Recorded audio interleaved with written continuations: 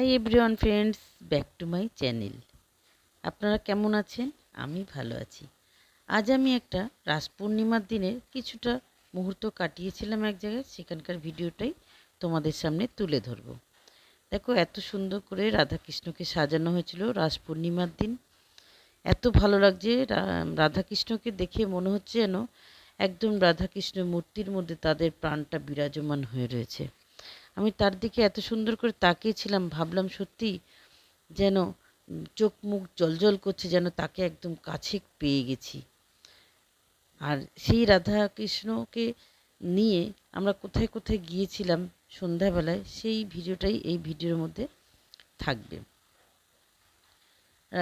সবাই মিলে এখানে একসঙ্গে বাজনা টাজনা নিয়ে রাধাকৃষ্ণকে সাজিয়ে পুরো সোদপুর ঘাটের কাছে এলাকাটা পরিদর্শন করা হয়েছিল। এই দাদারা সুন্দর করে বাজনা বাজিয়ে তাদের নিয়ে গিয়েছিল। আমিও গিয়েছিলাম।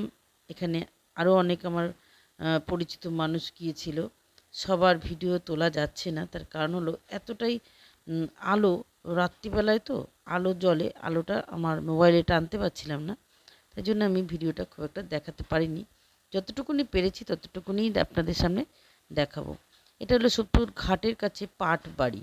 এখানে এই পাট বাড়িটা খুব সুন্দর করে সাজানো, ছবি তুলতে পারলাম না। সবাই এখানেই আমাদের রাধাকৃষ্ণকে এখানেই আনা হয়েছিল। আর এই পাট বাড়ির ভিডিও আমি কোনো দিন আবার আপনাদের সামনে তুলে ধরবো। এই পাট বাড়িটা খুব বিখ্যাত। এখানে গীতা পাঠ থেকে শুরু করে সমস্ত পাঠ করা হয়। প্রতিটা ভক্তগণ এখানে আসেন এবং এখানে প্রতিদিন শোনেন। তা আজকের ভিডিওতে শুধু ছবিটাই দেখাবো। এখানে এসে আপনাদের নেক্সট কোনো ভিডিওতে আমি এই পাটবাড়ির ইতিহাস আপনাদের কাছে তুলে ধরবো।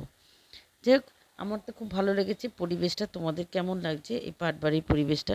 এখানে কিন্তু অনেক বাজনা সহ আমরা গিয়েছিলাম, বাজনা বাজছেও, কিন্তু আমি এখানে ভিডিওর মধ্যে সমস্ত মিউট করে দিয়েছি।